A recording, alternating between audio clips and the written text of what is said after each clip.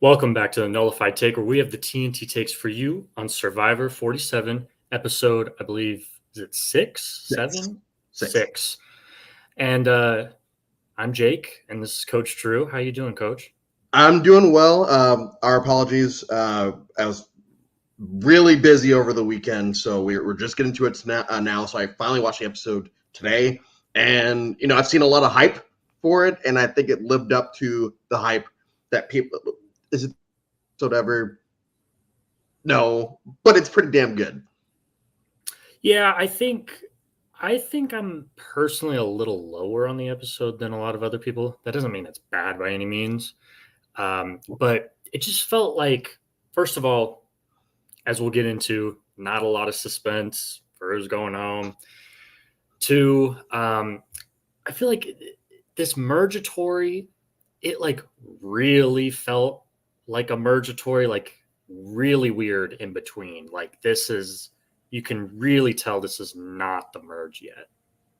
Okay. But it is at the same time. Like, it's weird. They're not treating it like the merge when it just clearly is, So what did you think about the way that they changed the Earn the Merge challenge this time around?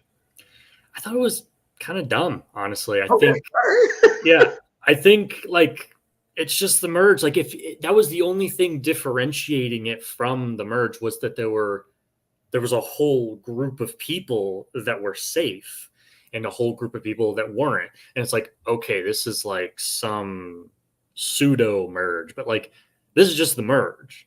But they're not treating it that way by the way that people are giving confessionals. Usually it's like this huge celebration, this huge like, whoa, now my game is going into the next phase. Da, da, da. Like we didn't get that. It was like weird, I as I was watching it, I had the Survivor Marquesas merge episode in my head for a number of reasons. The boot being the number one, but number two, it's more of an old school type. It has more of an old school type feel to it with a new school flavor of they're going to earn the merge, but really there's only going to be one person that actually is immune.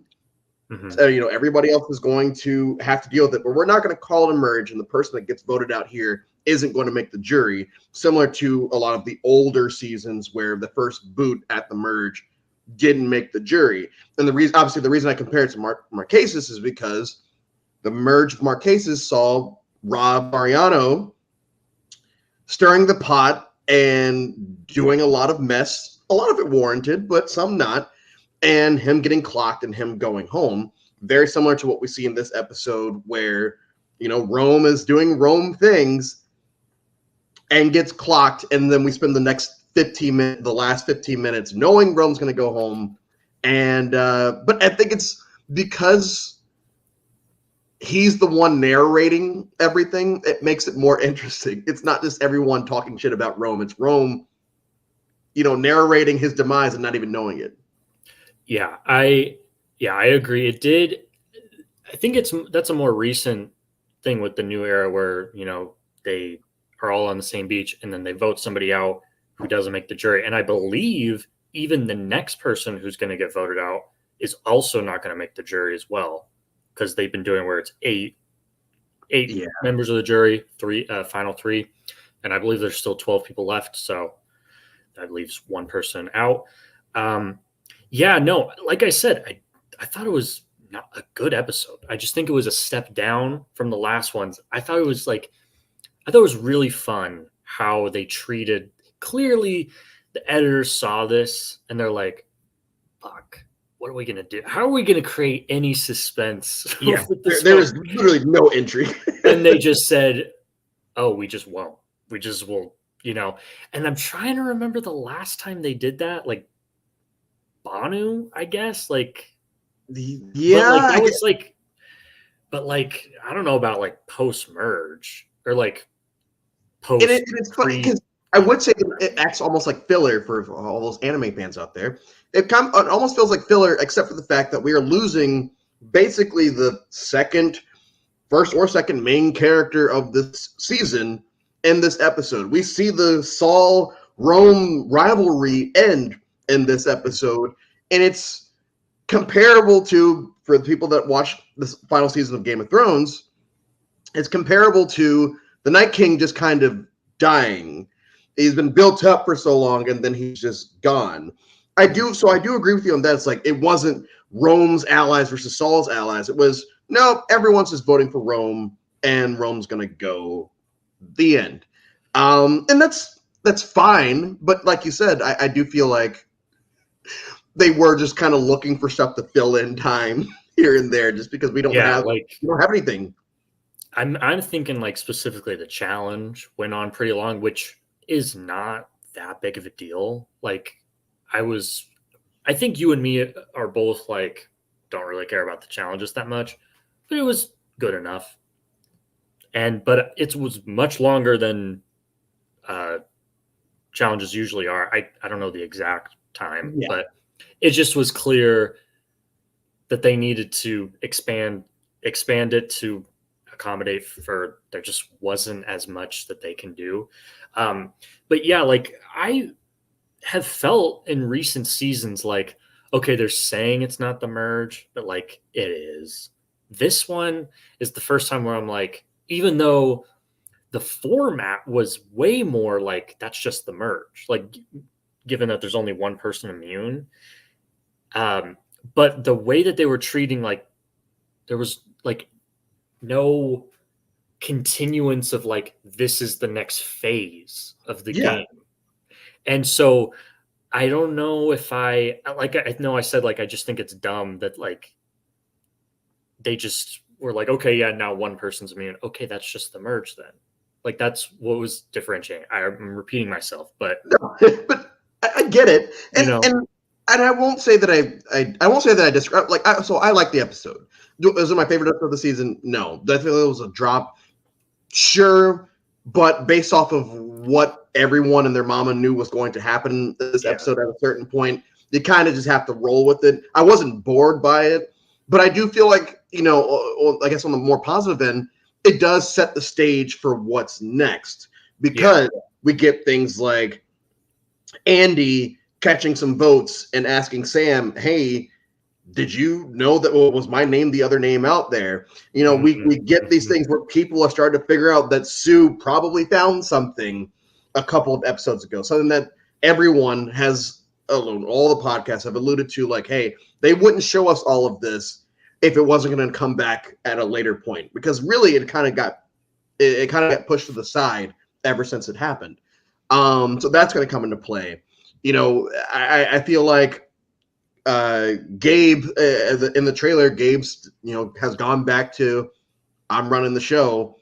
How that's going to play into things, there's a lot to look forward to. Losing Rome sucks, but like we've both said, this cast is so loaded that it doesn't suck the air out of the season because he's gone. Yeah, I think that this episode is kind of like you alluded to, is like a setup episode, like furthering the story without like really explicitly stating this is where it's going. Like it's like planting little seeds, and it's like, where will this go? We'll see. Like you mentioned with Andy and Sam, that's the one that I'm really interested in, because I feel like it's not good for for Sierra and Sam, basically. I think it's going to be bad. I guess we've kind of been all over the place. It's kind of just what we do. But maybe let's go back to the beginning. The Yellow Tribe gets back to camp after Annika was spectacularly blindsided, and Rachel is shocked. And yeah, I can't imagine like what that feels like of just like you all are like a consensus, like that guy's on the outs. There's one guy. All four of us are tight. And it's just like in 1 second, it's like, oh shit. Like it's not. And I wanted to see more of a Rachel and Andy kind of coming together. And I think we're going to get that next episode. But yeah, I think I can't remember if Andy says this at the beginning or at the end. Do you know what I'm talking about? Where he's like, oh, blindsiding Annika was fun as hell. Do you Oh remember yeah, that? it's like his first confessional. Yeah. It's his first confessional of the episode. It's like, yeah, because it's Andy. Like they're all such. I'm so glad that Andy has made it to this point in the game and has shut up the haters from episode 1. And I'm sure that he still has haters now. Mm-hmm. But he has shown that was just a moment in the past, and it's no longer like this is the Andy that I think was always going to be there if he didn't get voted out, which he didn't. He's the villain. Gabe's the villain. Rome was the villain. Rome is gone. So we've got 2 big villains this season that hopefully we get rid of at some point, but it's going to be fun while they're here. I think that Andy's really going to have a villain arc coming up because he saw his name, was it twice, 3 times? Twice. And that doesn't add up. Why is there more than one, you know? Or why is there even one at all? Why is Rome voting for me, you know? Or Rome didn't even vote for Rome voted for Sam. Rome voted for Sam. Oh my gosh. That was really funny. That was so funny. Oh my gosh. He's going to be out for blood. And I always love when this happens, when somebody gets like 1 vote and it's like the end of the world, which it's like, yeah, you shouldn't like you shouldn't brush that aside, but also like you can't, like we've seen so many people just go down in flames, just trying to like go, get revenge on whoever that 1 vote was. But I'm really excited. I think that Andy's going to be really fun coming up. Yeah, Andy's the villain. He has been a goof. Oh, yeah. Episode 1. And even then, he wasn't even a goof. He was just having a panic attack. The rest of the episodes, he's really just been playing this role of not master manipulator, but just like stirring the shit stir. Oh, yeah. I was going to have, the shit stir alliance, TM, even though one of them are already gone. Rest in peace. Andy is now the ultimate shit stir because when Rome was doing all of his stuff, Andy was the person that started telling people like, oh yeah, did you hear Rome was saying this and Rome was saying that? Rome got out shit stirred by Andy. And I think that that's going to be his, like you said, he's on a path now where he was already teasing that villain line. And now that his name's out there this early in the merge, he is going to make sure that these people, basically everyone pay that's not Sam, because he thinks they all knew about it, or we assume that they all knew about it, and he's going to deal with it according. No, I'm not rooting for Sam. I'm not rooting for Andy or Sam, but I am enjoying his storyline. Like throughout the season, I've really enjoyed his storyline. I think that you are going to like what I'm about to say. And I think Andy and Rachel are going to link. I was hoping that it was going to happen this episode because of the whole idol thing. Like I thought Rachel was just going to immediately be like, hey, did you know Sam had an idol? Didn't tell you that. Want to work with me now? Like want to turn on it? I think that this is like, that was part 1. This was part 2 of like, we saw the scenes where Sam and Sierra were both like, oh yeah, I'm fine with Andy being the backup. If he hears about that, he's not going to be happy. I mean, we've already said, like, we feel like he was going to turn on these people. And I feel like we were right. I think it's going to happen. There's step 2. I don't know if there's going to be a step 3. But I think Rachel and Andy, they turned on him first. True. He didn't even have a chance to turn on them because they turned on him first. So now it's one of those villain story arcs that is almost warranted because he didn't even get a chance to do it. And he's the incompetent. Like, I don't think that he's incompetent. I feel like he's been playing everyone since episode 2. Ever since ever since everything happened, which we both said was real. Ever since episode 2, he's just been kind of I won't say he's running the show, but he's aware of everything that's going on, and he picks and chooses what he's saying in these moments. And I do feel like, he's not incompetent. Have you seen that? No, he's not incompetent at all. I mean, he definitely got off on a bad start. It's pretty hard. It's hard to recover from that. Do people really not understand how damning that would be for the average Survivor contestant? The fact that he's even here is pretty remarkable. And he's not in a bad spot at all. Obviously, he was just the decoy vote. That's not great, but he has things going for him. And because of work that he's put in, he's not incompetent at all. And he does have really nice hair. He does have really nice hair. Yeah, he does have nice hair. Actually, really nice hair, I will say that. But that's not why. It's because I genuinely think he's just smart. Yeah, I think he's smart. And so I think that right now, with the storylines of this, it's almost like Deathly Hallows Part 1, where everyone says that Deathly Hallows Part 2 is better, and it is. But Deathly Hallows Part 1 definitely sets the table for what's to come. And like you said, this episode at worst is just filler, and at best is setting a table for the second half of the game. And I think that even though we lose Rome this episode and his ending, he doesn't go out in a blaze of glory. He kind of goes out with everyone voting for him, except for the person that he really wants gone. I do feel like now that he's gone, we can start to focus on the last 2 members of the Shitstir Alliance TM the rest of the season. And I honestly feel like the men in general in this season are probably screwed for the most part. If I were to predict, I would say that Saul or maybe Kyle, I'm going to stick with Saul for right now, will be the last non-male or non-female standing on the season. Interesting. Saul. I think Saul, because I feel like because Kyle won and he's young white guy, everyone's going to look at him as a physical threat. Whatever. Sam already has his name's already out there as a potential duo with somebody else, so they could deal with him. Who else do we have? We have Sam. Did you already say Sam?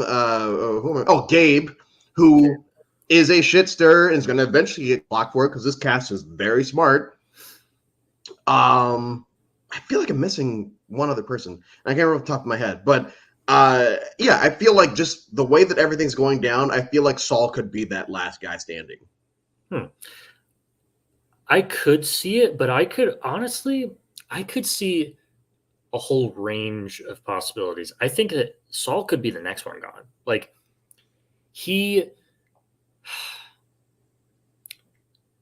Genevieve and Teeny were his main connections, obviously from his original tribe. Do they really see him as a long-term ally? I don't know. I don't really think so. And I will say I was actually pleasantly surprised to see Saul was involved in a lot of conversations, mainly because it was just about Rome, and Saul's his main adversary. But I was he was involved in other conversations, and people were coming to him with information. So I don't necessarily agree or disagree with that. I think that Gabe could be the last man standing because he is that trio of him, Caroline, and Sue. That's strong. We've seen that a strong trio can make it really far in these new era seasons, and that's really all it takes. Caroline telling Sue, "Hey, good job on the idol." And she's like, "What are you talking about? I don't know." It's come on. At this That was point, he great. just saw what happened down at the well. That was great. People know. Yeah. But she tried to, you know what? Good on Sue to try to save face as long as Yeah. possible, even though the person very clearly knows that you have something. And it's so funny because the way that that episode is edited, what, 2-3 weeks ago, you don't even think in your head, oh, yeah, just because she's cleaning herself up doesn't mean that she hasn't cleaned up everything else. And so everyone shows up and it just still, everything just looks the exact same that it did when she found it on TV 2 episodes ago. And it's like a murder scene. It's like she didn't clean this up at all because we're all Yeah. looking at it, which Yeah. leads me to believe that probably happened later because these people go to the well so much, they would have absolutely noticed something at some point between then and the merge. Yeah. I thought it was very interesting. I didn't even consider like that their beach could be the merge beach and that everyone else would see the scene. Like that didn't even occur to me. And like it's actually like really bad for her. Like that's just I think they just pick the merge beach randomly, or is it like because I believe I blue mean, the back in the blue day, they would vote on it. would they? Oh, I didn't know Well, that. no, like back, like Australian Outback. It's like, oh yeah, pick which beach you guys are gonna go to, and yeah. Oh, okay. Yeah. Because I know that like blue they had the most people. It was they had 5 people. Yeah. Mhm. So maybe that was the reason, but I don't know. Like that's just unlucky for her because she could have just completely avoided that by like the merge beach being somewhere else. Anywhere else, But yeah. but also like yeah, I think it was funny, you know, you asked me in the episode in the recap that we did after she found the idol and I was like, "Oh yeah, she did a pretty good job of cleaning up." No, she didn't. Apparently not. Yeah. No, she didn't. From what they showed us, it looks like okay, yeah, like decent job. No, they like the first time that they walk over in that area, they're just like, "What the fuck happened What here?" happened here? Yeah. Yeah, and Uh, I do agree that 3 could be very tight, and I do feel like in that 3, Caroline, for me, Caroline would be my too early to call winner of that 3. mhm, Um, mhm. Her facial expressions when Rome is giving his sob story, I bought I bought her facial expressions more than I bought, and I don't feel like those were genuine facial expressions that she was giving. Yeah, But I bought those more than I bought Rome's story, even though yeah, he is sitting there telling us that it's all crocodile tears. I get it. yeah, Um, yeah, I think that she's her and once again, Genevieve, we don't get much content with her, but everything that we got from her this episode is relevant, and you know it gets to the point where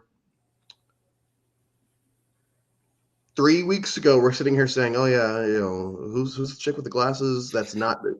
To all of a sudden it's like, wow, this person is. We're getting a lot of Genevieve content, and I'm not sitting here saying that I think she's going to win, mhm.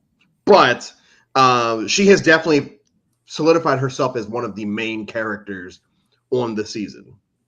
Oh, she shot up the winter contender list from where she was like episode 1 and 2. Like, yeah, I was like, "Who are you? I've never seen you before."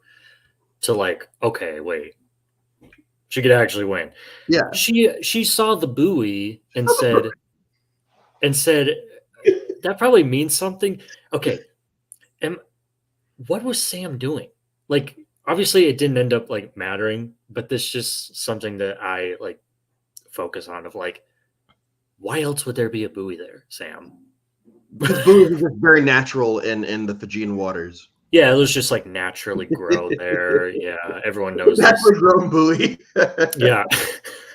No, but like really, like obviously that has something to do. Like, okay, maybe it wasn't the advantage, but like it's clearly something. You know, it's not just like there for no reason. Just I go just thought that exploring. was like, yeah. What Just did go you think of exploring. like? What did you think of this advantage? It was a 2-stage challenge. An advantage was you just get to skip. Um, do you like it when they do these types of advantages? It depends. I liked it this episode. Because anything other than the hourglass twist at that mergatory section of the game is automatically going to be better with that extra person that has to sit out. So you might as well do something with it. And I do feel like, once again, and we've said this a few times this season, where they've tweaked things just a little bit where it works, or even if it doesn't work, it's not totally egregious where we just outright hate it. Yeah. And I feel like that's the case with this one, where it's okay, we're going to tweak what that 13th person is going to do. And that 13th person is just not going to participate in the first half, and they will participate in the second half. And then we kind of go from there. I wouldn't mind if they did that again for 48. But yeah, I mean, I think it just depends on the situation if I'm going to like something like that or not. Did you enjoy it?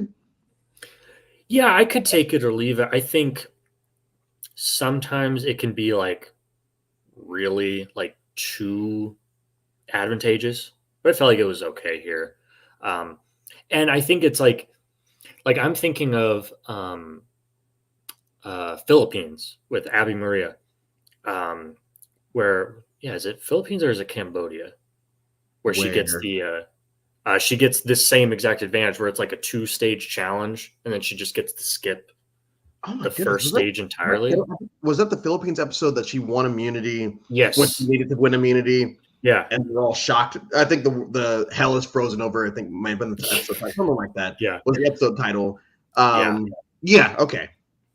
Yeah. I feel like I haven't seen Philippines in a long time, but I feel like I remember like coming away from that episode being like, okay, that was like kind of unfair, but this time I didn't feel that way. And I felt like it was like in a good spot where it's like right at the mergatory. Like, I feel like that's a pretty good time to like introduce it when there's just like a lot of people. Giving one person out of 13 an advantage is better than like 1 out of 6, I think is when it was for Abby Maria. So yeah, I thought it was fine. Let's see, what haven't we covered yet? Well, I want to touch on this one. This is the first season that I'm really trying to look at the edit for help. Genevieve had 0 confessionals for like 2 episodes, so I don't really see her pulling out the win. I've been just based off of recent history, like post-COVID history. The first winner we got after COVID barely got screen time for the first until the hourglass twist, basically. So I don't read. I'm not one of these people that read the edit and like, oh, but just if I were to do that, I feel like Caroline would be the winner just based off of what we've seen. Now it could be anyone, and hindsight and all that. You go back and like, oh yeah, it was very clear that Kyle was going to win the entire time. Yeah. But yeah, I don't feel like because Genevieve was buried the first 2 episodes that it doesn't mean that she's not going to win. I just think maybe they were going to backload all of her confessionals for later in the season. Lindsay was another. I mean, Lindsay didn't win, but Lindsay in 42, she wasn't featured much, and then we started getting a lot. I think she was the last person on 42 to get her whole backstory thing, which scared people because everyone thought that was going to be the episode she got voted out, and it wasn't. No, I think Genevieve could potentially pull it out. Who's to say? Yeah, sometimes the editors will be like, okay, they're not relevant at the beginning, so we don't really need to. And then when she really, breaks out when she comes out and votes out Keyshawn, then it's like, okay, yeah, let's just introduce her now. Like, that's like the perfect time. We don't need to focus on the first 2 episodes where she doesn't do anything and she's not relevant at all. So yeah. I find it funny that everyone was shitting on the new era of Twist this episode. Nobody cared to look for the challenge advantage. Nobody cared about the 3-part amulet. Okay, so nobody cared about the 3-part amulet. I agree, and we're going to talk about the Rome of it all to like the second half of this. Cared for challenge? Yes, you're right. Except for the person that did care for it and went out to the buoy and got it, and that's. Challenge advantages are not a new era thing. Challenge advantages have been around forever. But I do feel like, they were. We're good. We're good on the amulet. Rome's explanation behind why they would be played made total sense. I love the way that he was mansplaining it to all of us. But no,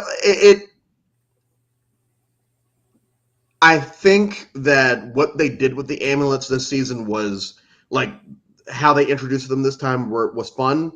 Mm-hmm. But I think this might be it for the ambulance. I think they tried it again. It didn't really work out this way, this time either. I think they might just be done with the ambulance. Yeah, I agree. I think this is the nail in the coffin. I mean, this is just like the worst possible outcome for production. I mean, they just did not want to see them just throwing it away just to get rid of it. Like that's like worst case scenario. I want to get back to the whole Kyle Rome debacle. It's funny. I feel like Kyle is sort of being portrayed as like the nice guy, which seems like he is. He's a nice guy. He's got kids plural, which like messed me up because I thought he was like 12, but with a beard. Yeah, he said my kids. I'm like, how many of them you got? Yeah, I know. That was weird. Yeah. Wait, what was I going to say? Okay. Yeah, I didn't mean to cut you off. Oh, yes. So he swears a lot. Like, obviously, like, just because you swear doesn't mean you're not a bad person. I swear. I've been swearing on this podcast, yeah. But I just think it's really funny because they have to bleep it every time. And, like, I just know that they're like, dude, stop swearing. Like, we have to bleep it every time. And that's just annoying. But I just think it's funny that, like, no one else really swears that much on this show. Like, only in, like, extreme scenarios where there's, like, a fight. But, like, he just, like, throws it out in, like, random conversation. And, like, Rome brought it out of him. Like, fun story. One. Okay, so I had put my head down to, like, pick something off the ground or whatever. And it was Kyle's giving a confessional about Rome. Everyone's gonna have to read between the lines here because I'm gonna imply something, but everyone's gonna know what I'm thinking. So Kyle says Rome is A, and I kind of looked up because there was like a thing. There was like, there was the not the beat, but like the silence, and I'm like, wait, what? Obviously, I know. Yeah, yes, okay, all right. Yeah. Okay. In my head, I guess I had just forgotten what I was watching. Yeah. And I was like, wait. And then I looked at the screen. I'm like, okay, yeah, obviously he didn't say that because they wouldn't put it in the edit and they would like, so yeah.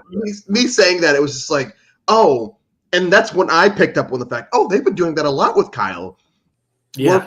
Where Kyle has a potty mouth. But it's funny because that's what triggered it was just me bending down, picking something up, Kyle saying Rome's a, and I'm just like, what is happening here? No, Kyle's interesting because if I were to rank everybody on this cast right now as far as who I am enjoying seeing, everyone is I'm enjoying them. So there is nobody that I just hate when they're on the screen. But I would say that Kyle's at the bottom of it, and I feel like that's a testament to how good the cast is. That Kyle can be on the bottom of that, and I still can say, oh yeah, I enjoy when Kyle's on the screen. But just to me, I am more interested in seeing what Sue, Gabe, Caroline, Rachel, everybody else. I'm more interested to see what they're doing in the game. So Kyle winning that immunity really, it stood out to me as like, okay, so maybe we'll get more Kyle content. Maybe he'll raise up in my rankings. I don't think Kyle's going to win this one, but crazier things have happened, and it's early. Yeah, never say never. He could win, but I'm with you. I don't really see it. I kind of came into this thinking Kyle's just like a non-factor, honestly. Like he's probably just going to be sort of a pawn for whoever picks him up, really. And that could still be true, but knowing that he can win challenges, like that's something, like that changes some things. People might want to get rid of him now. Like, I thought he was just going to skate by, but like, he could actually, this might be worse for him, honestly, because you want to get rid of the challenge threats. And that just didn't even cross my mind. I was like, he's probably just going to skate by, be one of like the nice guys at the end that just, or I was even thinking like losing finalist, honestly, like just The because. Xander of the season, you might even. Yeah, honestly, but Yeah, he might go pretty soon just because of this one. he's We all know from the biggest example I can think of is Franny in 44. She wins one challenge and everyone's like, "Holy shit! Oh my gosh, she's gonna win all the rest of them. We got to get rid of her now." And I was like, "Yeah, this is an 40. example of like sometimes winning a challenge is worse for your Yeah, game." and I mean, sadly, I don't care. I've mentioned this. He falls in the archetype of young white guy, and young white guy are always looked at as long as they don't wear glasses, are looked at as challenge threats. Even if they're not, they're Yeah, looked at as that. And so the worst thing that you can do is win the first individual immunity challenge, which he exactly. does. I guarantee next week all we're going to hear is, "Oh, Kyle's a challenge threat." It's like based off of what the one challenge that he Yeah. won, like in which it's not the most physical thing ever. No. But who's to say? Um, am I the only one who enjoyed 46 more than this season? I don't.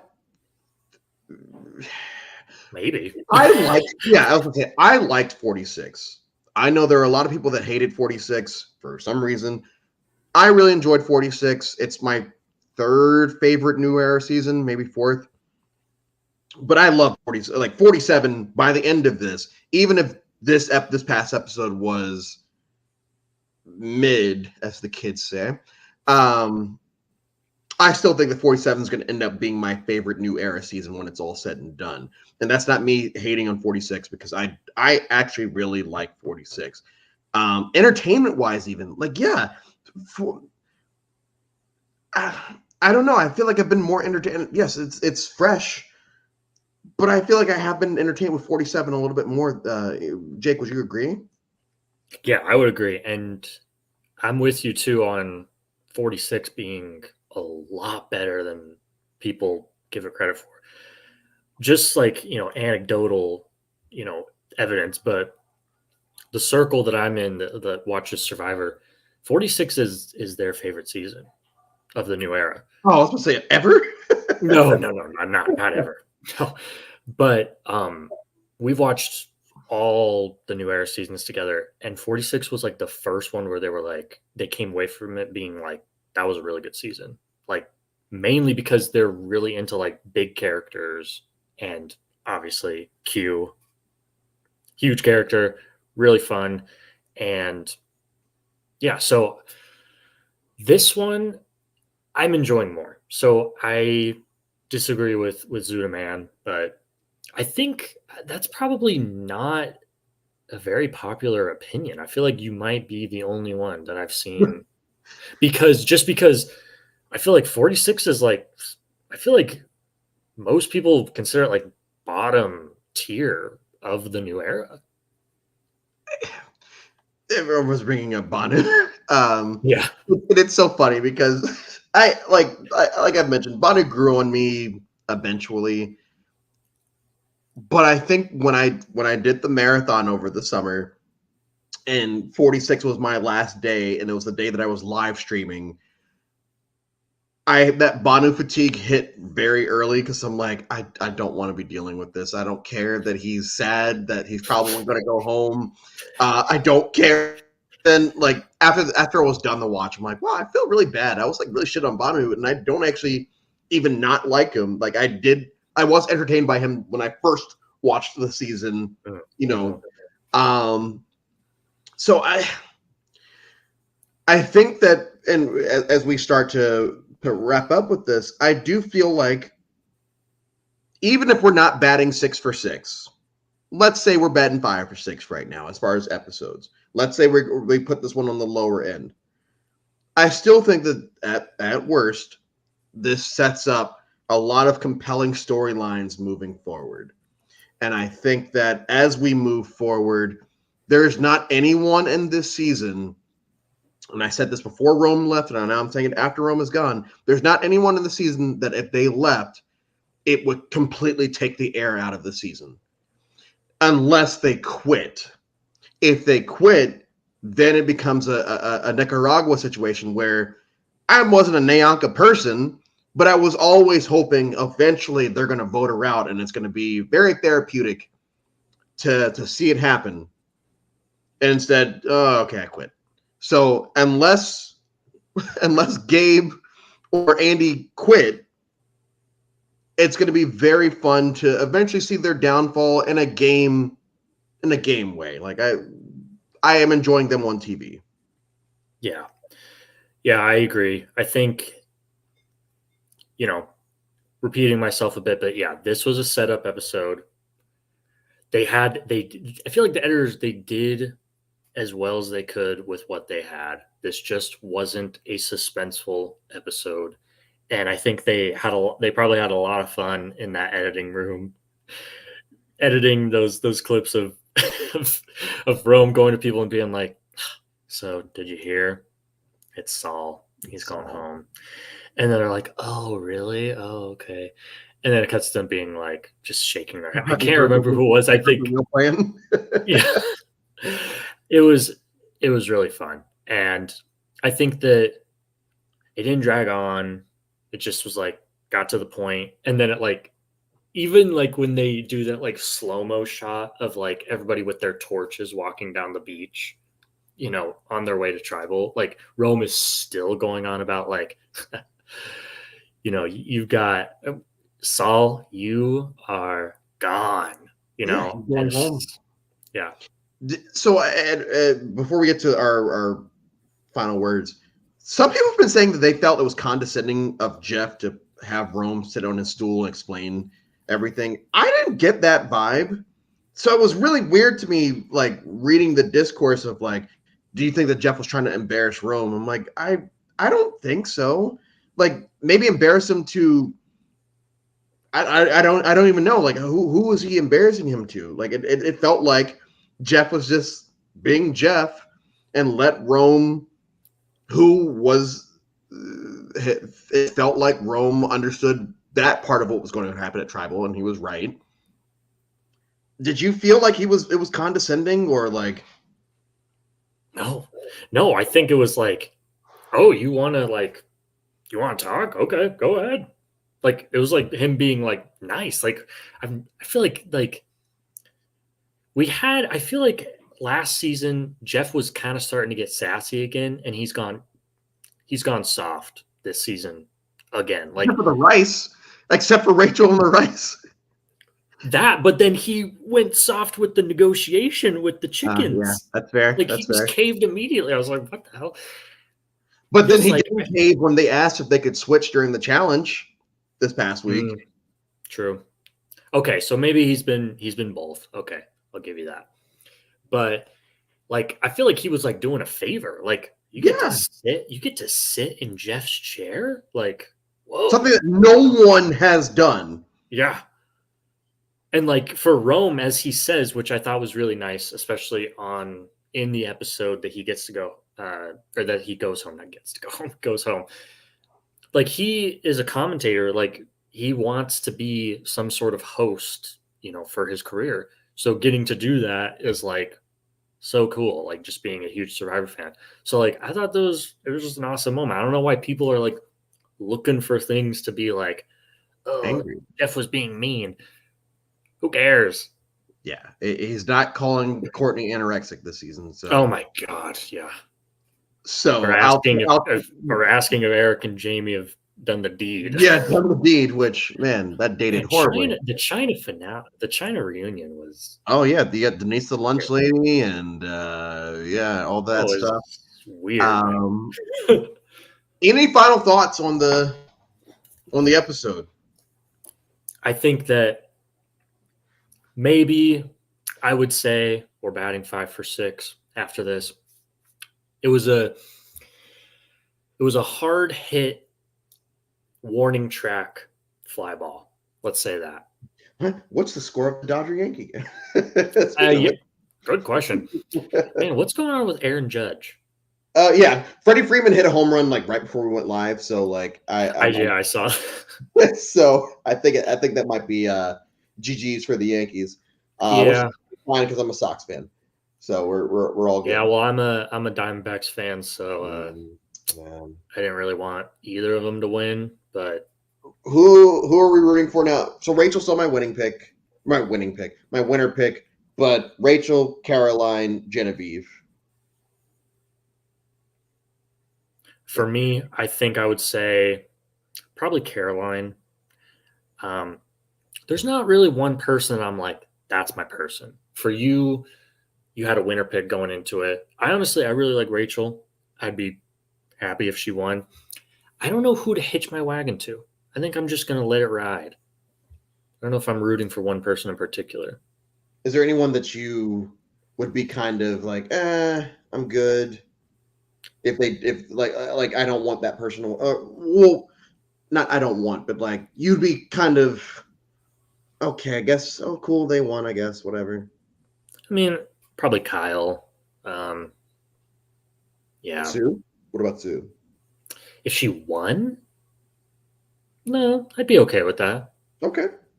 Because it'd probably be messy how we get there, just because of how it's gone so far. I mean, I would love to see her, yeah, be like, 45. guys, I'm not actually 45, I'm 56.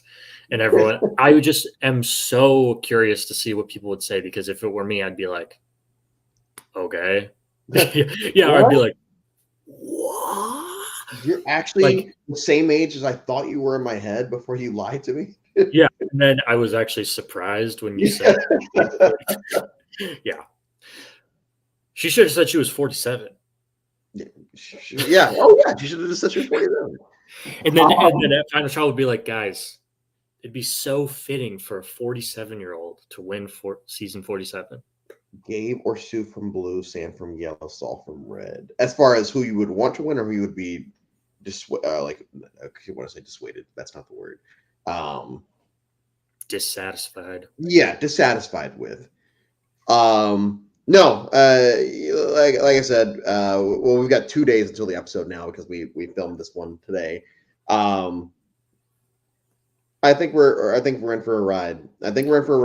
I think that Rome, just put a little cherry on the Rome story. He compared himself to Rob Mariano 2 weeks ago. Yeah. Rob Mariano was the merge boot of Marquesas, and now he's been on a reality show every decade since 2000. So, like, if Rome ended up being on 50, I wouldn't be shocked because I do feel like he did enough on this season in the short amount of time that he had to establish himself as someone that they could put on that season. Yeah, which means that he will place second to his future wife on season 50. Which will probably be, let's go with Lindsay from 42. The two of them will go to the Because she was from the second season of the new era. Yeah, open your third eye. So if you want to wrap us up. Yeah. All right, everybody, grab your torches, head back to camp. See you later.